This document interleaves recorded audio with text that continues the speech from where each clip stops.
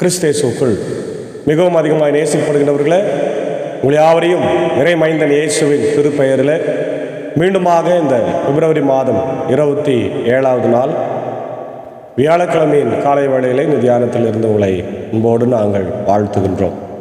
காலை நேர ஸ்தோத்திரங்களை தெரிவித்துக் கொள்கிறோம். இந்த தியானத்தை நம்ம ஆரம்பிக்கலாம்.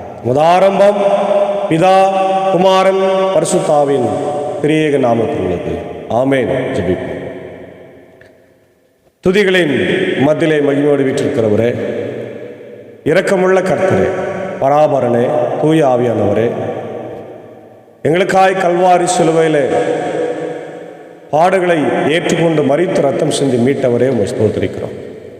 இந்த காலை நேரத்தில் உம்மை துதிக்கிறோம், போற்றுகிறோம். ஆண்டவரே, கடந்த இரவிலே எங்களோடு கூட இருந்து நல்ல இளைப்பாறுதலை ஆண்டவர் நீர் தந்து ஜீவனை தந்து சுகத்தை தந்திருக்கிறீர். நன்றி. இந்த நாளிலும் உம்முடைய இறை வார்த்தையின் வழியாய் ஆண்டவரே நீர் எங்களோடு கூட பேசும் நாங்கள் கேட்கின்றோம். இந்த நாளின் இறை செய்தி, பாடல் வேலை, ஜெப வேலையே எங்களுக்கு ஆசிரியம். ஆண்டவரே, இதை கேட்டு பயன்பெறுகிற எல்லா மக்களுடைய வாழ்க்கையில் நம்முடைய இறை ஆசிரியர்களை தந்து வழிநடத்தும். என்னுடைய குழுவை நீர் எடுத்து பயன்படுத்தும். தூய ஆவின் வல்லமையினாலும் ஒத்தாசினாலும் ஆண்டவரே இந்த தியானம் நடைபெற நீர் கிருபை தார். இறைமைந்தன் இயேசுவின் மூலம் ஜெபிக்கிறோம் நல்ல பிதாவே. ஆமேன். ஆம், காலை வேளையில் 103வது ஞான பாடலாகிய எல்லாருக்கும் உன்னத கர்த்தாதி கர்த்தரே என்ற ஞான பாடலை சாரோடு இணைந்து நாம் பாடுவோம். 103வது ஞான பாடல்.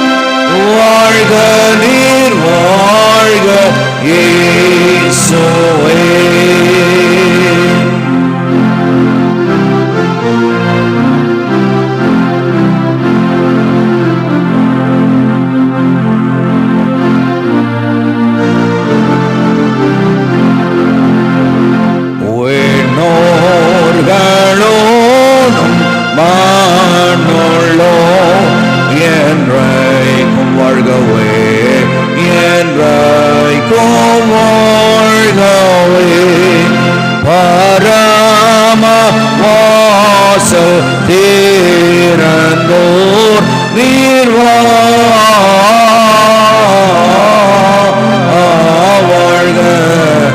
வாழ்க வாழ்க வாழ்க நீர் வாழ்க இயேசுவே.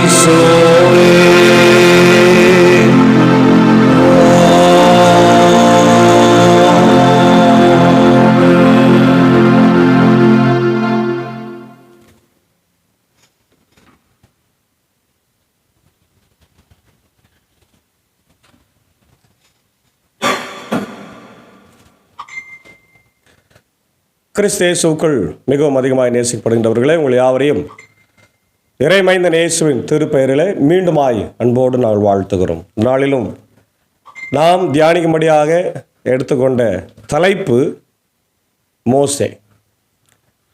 ஏனென்றால் இந்த வாரத்திற்கு மோசேனுடைய வாழ்க்கை வரலாறை நமக்கு தியான பகுதியாக வருகிற ஞாயிற்றுக்கிழமை கொடுக்கப்பட்டிருக்கிறது. ஆகவே நாம் மோசேனுடைய பிறப்பு, அவருடைய வாழ்வு, அவருடைய மரணத்தை குறித்து நாம் சுருக்கமாக இந்த நாட்களிலே நாம் பார்ப்போம். மோசே யாத்ராகமம் 1ஆம் அதிகாரம் 2ஆம் அதிகாரத்தில் இஸ்ரவேல் எபிரேயருடைய வரலாறை நம்ம பார்க்கின்றோம்.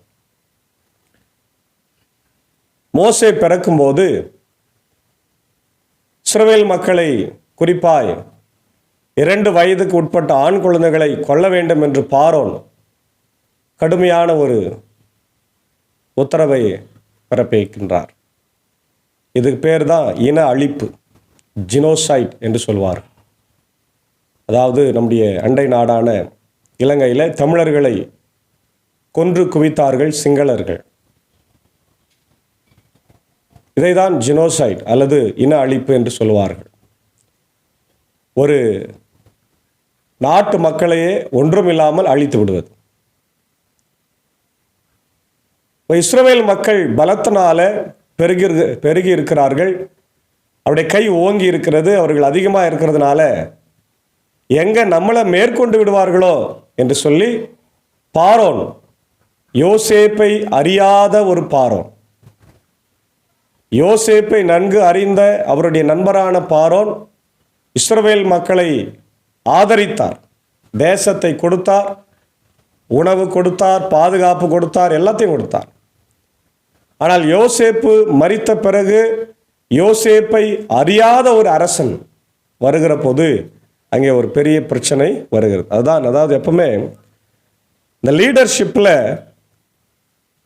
அனுபவம் இல்லாதவர்கள் அல்லது வரலாறு தெரியாதவர்கள், தான் எப்படிப்பட்ட மக்களுக்கு தலைவனாய் இருக்கிறேன், எந்த சூழலில் இருக்கிறேன் என்று தெரியாதவர்களை பதவியில் வைக்கும்போது நிச்சயமாய் அவர்கள் சரியாய் செயல்பட மாட்டார்கள் என்பதில் எந்த சந்தேகமும் துளி அளவும் இல்லை. இன்றைக்கு அதை தான் நம்முடைய காலகட்டத்தில் இருக்கிற அரசுகளிலே நம்ம பார்க்கிறோம். அரசு துறையில் இப்பொழுது இருக்கின்றவர்கள் மக்களை எப்படியெல்லாம் வஞ்சித்து ஏமாற்றி சுரண்டி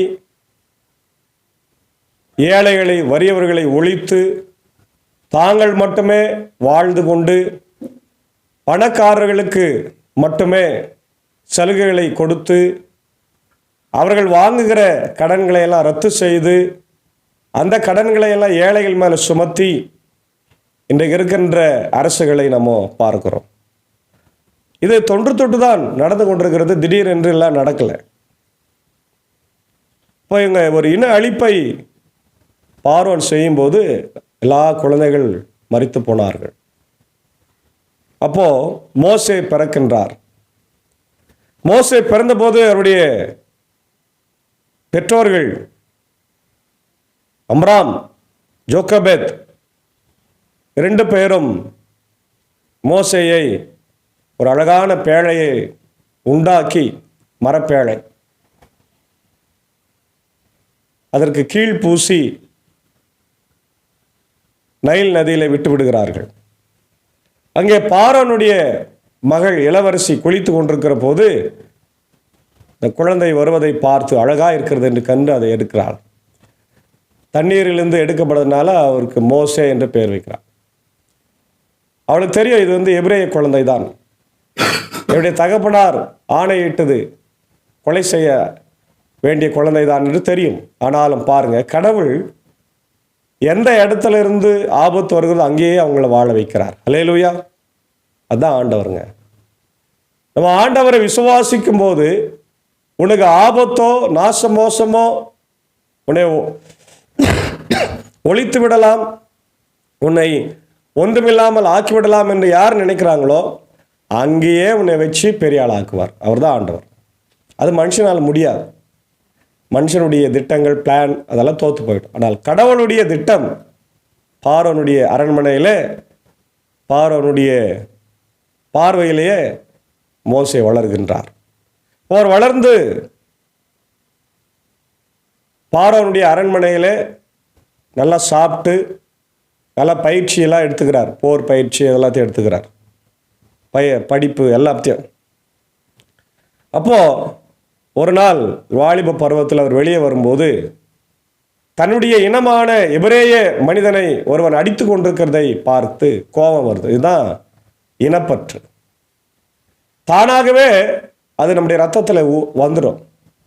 குரோமோசோம்ஸ் இதெல்லாம் அதில் வந்துடும். ஜீன்ஸ் இல்லையா?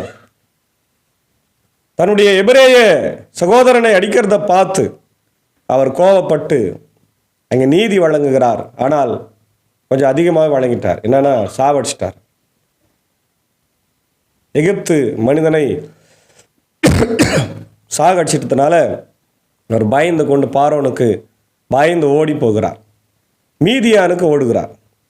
மீதியானில் அங்கே அவர் பயந்து கொண்டு வாழ்கிறார். அவங்க தாய் மாமாவை சந்திக்கிறார், எத்ரோவை. அவர் ஒரு மீதியானுடைய ஆசாரியன், பிரீஸ்ட். அவர் ஆடுகளை மேய்க்கின்றார். அங்கே இவரும் ஆடுகளை மேய்க்கிறார். அதுக்கப்புறம் அவங்க மகளான சிப்போராவை கல்யாணம் பண்ணிக்கின்னு 2 பிள்ளைகள் பிறக்கின்றார்கள். அதுக்கப்புறம் தான் எரிகிற முள்செடி அனுபவம் அவருக்கு வருகிறது. த பர்னிங் புஷ். யாத்திராகமம் 3ஆம் அதிகாரத்தில் நம்ம பார்க்குறோம். கடவுள் ஆடு மேய்த்து கொண்டிருந்த மோசையை அழைத்து, போப்பா, என் மக்கள் எகிப்தில் கஷ்டப்படுறாங்கப்பா, நீ போய் அவங்களை விடுதலை செய்துன்னு வான்னு சொல்லி அனுப்புகிறார். மோசையை அந்த காலை அக்செப்ட் பண்ணி முதல்ல ரெஃப்யூஸ் பண்ணுறாரு. அதுக்கப்புறம் அக்செப்ட் பண்ணிக்கிறார். நான் திக்குவாய் மந்தவாய் அது இதுன்னு சொல்கிறாரு. அப்புறம் சொல்கிறார், கடவுள் நான் இருக்கிறேன், போப்பா, நீ ஏன் அப்படி கவலைப்படுற, உன்னை அனுப்புறது நான், உன்னோடு இருந்து நான் பேசுவேன். சரி, உனக்கு துணையாக யார் அனுப்புகிறேன்? மோசேனுடைய துணை சகோதரன் ஆரோனும் மிரியாமும் 2 பேரும் அனுப்புகிறப்போ அப்படின்றார். வராங்க. வந்து மோசே இஸ்ரவேல் மக்களை மீட்கும்படியாக அவர் வருகிறார். அவருடைய கையில் ஆண்டவர் தடியை கொடுத்து, கோலை கொடுத்து அனுப்புகிறார். மோசே வந்து 4ஆம் அதிகாரம், யாத்திரை 4ஆம் அதிகாரத்தில் நம்ம பார்க்குறோம். எகிப்துக்கு வந்து ஆரோனையும் மற்ற தலைவர்களையும் சந்தித்து பார்வோன்கிட்ட பேசுறதுக்கு போகிறாங்க. பார்வோன்கிட்ட பேசும்போது இஸ்ரவேல் மக்களை நீங்கள் ரிலீஸ் பண்ணோம் அப்படின்னும் போது அவர் மறுக்கிறார். மறுத்த உடனே கடவுள் சொன்னபடி 10 வாதைகளை மோசே செய்கின்றார். 10 plagues. The power, it shows power and authority. கடவுளுடைய வல்லமை, மகிமை அங்கே விளங்கியது.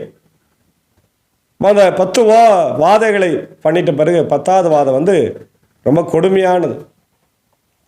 10 வாதைகளை நம்ம இப்போ தியானிக்கிறதுக்கு நேரம் இல்லை. 10வது வாதை, தலைச்சன் பிள்ளைகளை எல்லாம் சங்காரம் பண்ணுறோம். ஒவ்வொரு வீட்லேயும் மரண ஓலம். எல்லாரும் அழுகிறார்கள். ஒவ்வொரு வீட்லேயும் மூத்த பிள்ளை இறந்து போகுது. வீட்டில் இருக்கிற ஆடு மாடுகளில் மூத்த ஆடோ மாடோ இறந்து போகுது. எப்படி இருக்கும் பாருங்க. எகிப்து தேசம் முழுவதும் மரண ஓலம். ஆண்டவர் சொல்றார், இஸ்ரவேல் மக்களை, ஒரு ஆட்டுக்குட்டியின் ரத்தத்தை எடுத்து நீங்கள் வீட்டுங்களை பூசிங்க, சங்கார தூதுவன் வந்து உங்களெல்லாம் விட்டுருவாரு பாருங்க. அப்போவே இது எதற்கு அடையாளம்னா, இயேசுவின் இரத்தத்தை பூசுவதற்கு அடையாளம். அல்லேலூயா. அதுதான் இன்னைக்கு நிறைய சமயத்தில் இருக்கிறவங்க என்ன செய்கிறாங்க, சிவப்பு சாயத்தை அவங்க வீடுகளில் பூசுகிறாங்க, வீடு நிலைக்கால்களில் பூசுகிறாங்க. பார்த்தீங்களா? அதுதான். அதேபோல் நெத்திலே வச்சிருக்கிறாங்க திலகம், பொட்டு.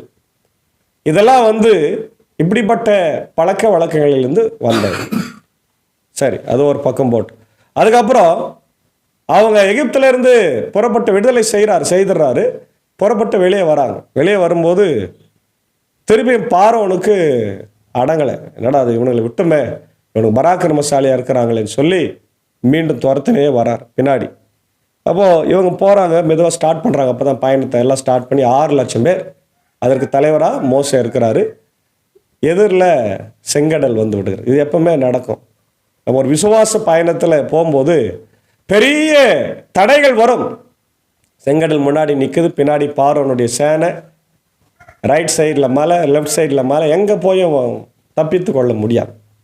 பயங்கரமாக ட்ராப் ஆயிட்டாங்க, சிக்கி கொண்டார்கள். அப்போ மோசே கிட்ட மக்கள் முறையிடுறாங்க, இதுக்காகவா எங்களை கொண்டு வந்து எகிப்திலே பிரேத குழிகள் இல்லை என்றா, வனாந்திரத்தில் எங்களை கொலை செய்ய வந்து 2 வார்த்தையெல்லாம் விட்டுடுறாங்க. எப்பவுமே இஸ்ரவேல் மக்கள் வார்த்தைகளை அதிகமாக விடுவாங்க. மோசேக்கு என்ன பண்ணுறதுன்னு சரி புரியல, பயப்படுறாரு. சரி, கடவுள்கிட்ட நம்ம கேட்போன்னு சொல்லி ஜபிக்கும் போது கடவுள் சொல்லுவோம், கையில் இருக்கிற கோலை செங்கடல் மேலே நீட்டு. அவ்வளோதான். செங்கடல் 2ஆய் பிளந்தது. அல்லேலூயா. பார்த்தீங்களா? கடலை 2ஆய் பிளந்து உலர்ந்த தரை வழியாய் இஸ்ரவேல் மக்கள் பிரவேசித்தார்கள். பிரியமான தேவனுடைய பிள்ளைகளே, இன்னைக்கு நம்முடைய வாழ்க்கையில கூட பெரிய தடைகள் வரலாம். பின்னாடி பிசாசு துரத்தலாம். 2 பக்கம் சிங்கம், புலி போன்ற ஆபத்து நெருங்கி வரலாம். உன்னை சுற்றி ட்ராப் வச்சிருக்கலாம். கவலையே படாத. ஆண்டவருடைய ஜபம் என்ற கோலை நீட்டு. ஆண்டவர்கிட்ட பிரேயர் பண்ணு, முட்டி போடு, அழு, குடும்பத்தோட ஜபம் பண்ணு. ஆண்டவர் வழியை திறப்பார். மனுஷன் ஒரு கதவை அடைப்பான், ஆண்டவர் 1000 கதவுகளை திறப்பார். அல்லேலூயா. ஆமாம், ஆண்டவர்கிட்ட கேளுங்க. அவர்கிட்ட நம்ம கேட்கறது இல்லை. அதான் கேட்காம மனுஷங்கிட்ட ஓடி ஓடி உதவி கேட்குறான். அவன் என்ன சொல்கிறான், இதான் நாளைக்கு தரணுவான், நாளைக்கு கதவை போட்டு வீட்டுக்கு போயிடுவான், வெளியே போயிடுவான். மனுஷனை நம்பாத, கடவுளை நம்பு. அதான் இங்கே நம்ம பார்க்குறோம். அப்போது உடனே உலர்ந்த தரை வழியாக போகிறாங்க. பின்னாடி பார்வோனுடைய சேனை அவனும் பின்தொடர்றாங்க. பின்தொடர்ந்து வந்தவொடனே மோசே செங்கோலை இதை நீட்டுறாரு, கோலை. கடல் மூடிக்கொள்ளுகிறது. எல்லாரும் மாண்டு போகிறாங்க. சமீபத்தில் கூட நாங்கள் செமினரி படிக்கும்போது அந்த பெரிய ரதத்தை எல்லாம் கண்டுபிடித்தார்கள் என்ற ஒரு வரலாற்று ஆய்வு கிடைத்தது. அகழ்வாராய்ச்சியில் கண்டுபிடித்தாங்க. இப்போ இப்படிப்பட்ட சூழ்நிலை அங்கே வருகிறது. அதுக்கப்புறம் மோசே வனாந்தர வாழ்க்கையை நம்ம பார்க்குறோம். 15ஆம் அதிகாரத்திலேருந்து யாத்திராகமம் 15லேருந்து 34 வரையில் யாத்திராகம பயணம். யாத்திராகமம் என்று சொன்னாலே அது பயணம்தான். எக்ஸடஸ் என்று நம்ம பார்க்குறோம். யாத்திரை, நடந்து போகிறாங்க, பயணம். அப்போ சாப்பாடு இல்லை, அதுக்கு சண்டை பிடிக்கிறாங்க. தண்ணி இல்லை, சண்டை பிடிக்கிறாங்க. கறி இல்லை, சண்டை பிடிக்கிறாங்க. எல்லாத்துக்கும் சண்டை. எல்லாம் மோசே திட்டுறது தான். ஆனாலும் மோசே அதை பற்றி எல்லாம் கவலைப்படாமல் அவங்களுக்கு தேவ தூதர்கள் சாப்பிடக்கூடிய மன்னாவை கொடுக்குறார். அல்லேலூயா. ஏன்னா அவங்க சோர்ந்து போகக்கூடாது. பார்த்தீங்களா? உலக பிரகாரமான உணவு அல்ல, தேவ தூதர்கள் சாப்பிடக்கூடிய உணவு. தண்ணி இல்லைன்னு சொன்னாங்க, கசப்பான தண்ணின்னாங்க. மாறாவும் இடத்துல உடனே ஆண்டவர் மதுரமாய் அதை மாற்றினார். அல்லேலூயா. காடைகளை, கறி இல்லைன்னாங்க, காடைகளை கொடுத்தார். ஏன்னா அவங்க பயணத்தில் ரொம்ப கொழுப்பு சேரக்கூடாது, அதனால் கொழுப்பு இல்லாத கறி, காடை, அதை கொடுத்தார். சாயங்கால நேரத்தில் அப்படியே அழகாக கூடாரத்துலலாம் வந்து உக்காருமா, அதை எடுத்து அவங்க சமைச்சு ரொம்ப அழகாக சாப்பிட்டுருக்கிறார்கள். எல்லாவற்றையும் ஆசீர்வாதமாய் செய்த மோசேயை அவங்க எதிர்த்தனே தான் இருக்கிறாங்க, எதிர்க்காம இல்லவே இல்லை. ஆகவே அன்பான தேவனுடைய பிள்ளைகளே, மோசேனுடைய வாழ்க்கை இன்றைக்கு நமக்கு ஒரு முன்மாதிரியான வாழ்க்கை, ஒரு பாடம். என்னன்னா, இயேசு ஆண்டவருக்கு ஒரு நிழலாட்டமாக மோசே இருக்கிறார். Moses is the prototype of Jesus. அப்படின்னா இயேசுவை பிற்காலத்தில் இயேசு செய்ய போகிறத இவர் ஃபிசிக்கலாக செய்கிறார், அவர் ஸ்பிரிச்சுவலாக செய்கிறார். ஃபிசிக்கலாக இவர் விடுதலை செய்கிறாரு. இயேசு பாவத்திலிருந்து, பிசாசுக்கிட்ட இருந்து நம்மளை விடுதலை செய்ய போகிறார். கல்வாரி சிலுவையில் அவர் நமக்காக மரிக்க போகிறார் என்ற செய்தியினுடைய ஒரு நிழல் தான் இந்த இஸ்ரவேல் மக்களுடைய வாழ்க்கை வரலாறு. ஆகவே இந்த காலை நேரத்தில் நம் ஆண்டவருடைய பிள்ளைகளாய் மோசையை போல நம் ஆண்டவருடைய விசுவாச வீரர்களாக இருக்கணும். எவ்வளோ பிரச்சனை வந்தாலும் சோர்ந்து போகாமல் தைரியமாய் நம்ம புறப்படணும். இப்படி வாழ்க்கை பயணத்தில் எதிர்ப்புகளும் பிரச்சனைகளும் செங்கடல்களும் பார்வோன்களும் வந்து கொண்டு தான் இருப்பார்கள். அவர்களை பார்த்து ஒரே இடத்துல உட்காரக்கூடாது, ஓடினே இருக்கணும். ஏசாண்டவர் நடந்தனே இருந்தார், ஓய்வே இல்லை. இரவில் ஜபித்தாரு, காலையில் இருட்டோடு போய் ஜபித்தாரு, பகலில் சீடர்களோடு ஓடி ஓடி ஓடி ஊழியம் செய்தார். ஒரு ஓட்டம் ஓடிக்கொண்டே இருக்கிறார். அதுபோல் நம்ம கூட ஆண்டவருடைய ஊழியத்தை செய்ய ஓட வேண்டும், இப்படி கடமைகளை செய்ய ஓட வேண்டும். ஆசிரியராக இருந்தோம் கடமையை செய், போதகராக இருந்தோம் கடமையை செய், இன்ஜினியராக இருந்தோம் கடமையை செய், இல்லையா, நர்ஸாக இருந்தோம் கடமையை செய், டாக்டராக இருந்தோம் கடமையை செய். கடவுள் அதற்காக அவனை அழைத்திருக்கிறார். பிரச்சனைகள் வரும், சோர்ந்து போகாத, தைரியமாக போ, ஜெபம் பண்ணு. உங்கள்கிட்ட இருக்கிறது ஆண்டவருடைய கோல் திருமறை என்கின்ற ஆயுதத்தை கொடுத்திருக்கிறார். முழங்கால் யுத்தம் பண்ணு, முட்டி போட்டு அழு. ஆண்டவர் வாழ்க்கையை மாற்றுவார், அற்புதங்களை செய்வார், விடுதலையை செய்வார். ஆகவே அன்பான தேவனுடைய பிள்ளைகளே, காலை நேரத்தில் நாமும் கூட மோசேயினுடைய நிழலாட்டமாக இந்த உலகத்தில் ஆண்டவருடைய பிள்ளைகளாய் சாட்சியாய் நம்ம வாழ அழைக்கப்படுகிறோம். அதுக்காகவே கிறிஸ்து இயேசு நமக்காய் கல்வாரி சிலுவையிலே தம்முடைய இரத்தத்தை சிந்தி நம்மை மீட்டு கொண்டார் என்ற நற்செய்தியோடு நாளிலே நம் வாழ தூய ஆவியானவர் நம்மை வழிநடத்தி ஆசீர்வதித்து காப்பாராக. ஆமென். ஜெபிப்போம். நேற்றும் இன்றும் என்றும் மாறாதவரும் என்றென்றும் வாழ்ந்திருக்கிறவருமாகிய அன்புள்ள தகப்பனே, திரியேக கடவுளே, பிதா குமாரன் பரிசுத்த ஆவியாக ஆண்டவரே ஸ்தோத்திரிக்கிறோம். இந்த காலை நேரத்தில் எங்களை ஜீவனோடு எழுப்பி ஆண்டவரே உம்முடைய ஆசீர்வாதமான வார்த்தைகளை, குறிப்பாய் மோசே த லெஜண்ட் என்று சொல்லப்படுகிற த கிரேட்டஸ்ட் ஆண்டவரே லீடர், ஆண்டவரே இந்த உலகத்தில் ஒரு மிக சிறந்த தலைவனாய் அவர் வாழ்ந்தார் என்பதை நாங்கள் பார்க்கின்றோம். உம்முடைய பிள்ளையாய் அவர் வாழ்ந்தார், உமக்காகவே வாழ்ந்தார். ஆண்டவரே மிக சிறப்பானது என்னவென்றால் உம்மை முகமுகமாய் தரிசித்தார். ஒரு நண்பனை போல நீர் பேசினீர். 10 கற்பனைகளை வாங்கும்போது மிக அழகாய் அதை கொடுத்தீர் என்று நாங்கள் பார்க்கிறோம். எங்களுக்காகவே என்னுடைய வாழ்க்கையை நீர் மாற்ற வேண்டும், உடைய சித்தத்தை போல் நாங்கள் நடக்க வேண்டும் என்று சொல்லி 10 கற்பனைகளை நீர் கொடுத்திருக்கிறீர் ராஜா. நன்றி செலுத்துகிறோம். இந்த நாளிலும் மோசேயினுடைய வாழ்க்கை வரலாற்றுடைய முதல் பகுதியை நாங்கள் பார்த்திருக்கிறோம். ஆண்டவரே, நாங்கள் கேட்ட சத்தியத்தின்படி என் வாழ்க்கையில் ஆண்டவரே உமக்கு பிரியமாய் நடக்க, இந்த உலக வாழ்க்கை என்பது ஒரு பயணமாக இருக்கிறது. இந்த பயணத்தில் எதிர்ப்புகளும், பார்வோனை போல ராஜாக்களும் வருவார்கள், செங்கடலை போல எதிரிகள் வருவார்கள், மலைகள் போல வரும், பசி பட்டினி பஞ்சம் எல்லாம் வரும். எல்லாவற்றையும் நாங்கள் எதிர்த்து போராடி வெற்றி பெற்று உம்முடைய பிள்ளையாய் வாழ ஆண்டவரை தூய ஆவியின் வழியாய், உடைய வசனத்தின் வழியாய், சாக்கிரமத்தின் வழியாய் எங்களுக்கு உதவி செய்ய வேண்டுமா ஜெபிக்கிறோம். ஆண்டவர் இந்த நாளிலே இந்த வார்த்தைகளை கேட்டுக்கொண்டிருக்கிற அகில உலகத்தில் இருக்கிற மக்கள் யாவரையும் ஆசீர்வதிங்க. உலக நாடுகளில் இருக்கிற எல்லா நாட்டு மக்களுக்கும் உடைய இறை ஆசிரியர்களை தான், குறிப்பாய் உடைய தமிழ் மக்கள், தமிழ் கிறிஸ்தவர்கள் யாவருக்கும் உம்முடைய இறை ஆசிரியர்களை என் தேவன் தந்து நீர் வழிநடத்த வேண்டும் என்று கெஞ்சி கொண்டாடுவோம். இந்த ஊழியத்தில் எங்களோடு இருக்கிற அன்பர் சாருக்காக, ஏஞ்சக்காவுக்காக, அன்பான பிள்ளைகள் மாத்தால் மரியாளுக்காக நான் ஜபிக்கிறோம். குடும்பங்களை ஆசீர்வதியும் உடைய ஊழியத்திற்காக தன் இல்லத்தை திறந்து கொடுக்கிற மக்களை ஆண்டவரை இன்றைக்கு புதிய ஏற்பாட்டில் ஆக்கில்லா பிரிஸ்கில்லா ஆண்டவரை நீர் ஆசீர்வதித்து உயர்த்தினதை போல் இந்த தம்பதியாரை குடும்பத்தை பிள்ளைகளை ஆசீர்வதி. அப்படி சாக்கு சார்க்க டீச்சருக்காக ஜபிக்கிறோம். அவர்களையும் கூட ஆண்டவர் நீர் ஆசீர்வதி. இசை வழியில் உம்முடைய ஆண்டவரே பாடல்களை இசைத்து அநேக மக்கள் அதை கற்றுக்கொள்ளும்படியாய் ஆண்டவரை செய்கிறவங்க ஸ்தோத்திரிக்கிறோம். அப்படி செய்கின்ற ஆசிரியர் பணிகள் கிருபை தங்கிட்டான். தொடர்ந்து அடியனையும் ஆண்டவர் நீர் எடுத்து பயன்படுத்தும், குடும்பத்தை ஆசீர்வதியும். ஆண்டவரே, இதை கேட்கின்ற ஒவ்வொரு இல்லத்திலே உள்ளத்திலே ஆண்டவருடைய இறை பூரணமாய் தங்கியிருக்க வேண்டுமா ஜபிக்கிறோம். வியாதியஸ்தர்கள் இருந்தால், மேலவேண்டர்கள் ஆண்டவர் பிரச்சனை இருந்தால், பிசாசின் அந்தகார கிரியைகள், விழிசுனிய கட்டுகள் எதுவாக இருந்தாலும் இயேசுவின் நாமத்தில் நாங்கள் கடிந்து கொள்ளுகிறோம். எடுத்து போடும் விடுதலை தந்து சமாதானத்தை தந்து வழி நடத்த ராஜா. விசேஷமான நாளிலே பிறந்த நாள், திருமண நாளை காணுகின்றவர்கள் எல்லாரையும் கர்த்தர் ஆசீர்வதிங்க. ஆண்டவரே, இதோ மேலவேனமாக இருக்கிற அவருடைய ரெவரண்ட் டாக்டர் உதயநேசன் இருக்கா ஜபிக்க. நேற்று தினத்தில் கூட இப்படி அருள் திரு விஜயகுமார் ஐயர் அவர்கள் சொன்னார்கள், இன்னொரு ஆப்ரேஷன் ஆர்டர் செய்யப்பட போகிறது. இன்னொரு 6 மாதத்தில் இந்தியாவுக்கு வரப்போகிறார். ஒரு பெரிய ப்ராஜெக்ட் அவர் தரப்போகிறார் என்ற நற்செய்திகளை கேட்டோம். நன்றி செலுத்துகிறோம். தொடர்ந்து ஆயிரமாவின் பிள்ளைகளையும் நீர் காத்துக்கொள்ளும். தேவைகளை சந்திய ராஜா ஆண்டவர் ILCக்காக அவர் நிச்சயமாய் உதவி செய்ய வேண்டும். ஏனென்றால் அவர் பிறந்தது வளர்ந்ததெல்லாம் இந்த பகுதியிலே தான். ஆகவே அவர் வழியாக நீர் உதவி செய்யும். அவருக்கு நல்ல சுகம் பலன் ஜீவனை தார். தேவைப்படுகிற எல்லா ஆசீர்வாதங்களையும் தார். என்னுடைய ராஜ்குமார் ஐயருக்காக, நிக்சன் ஐயருக்காக ஜபிக்கிறோம்.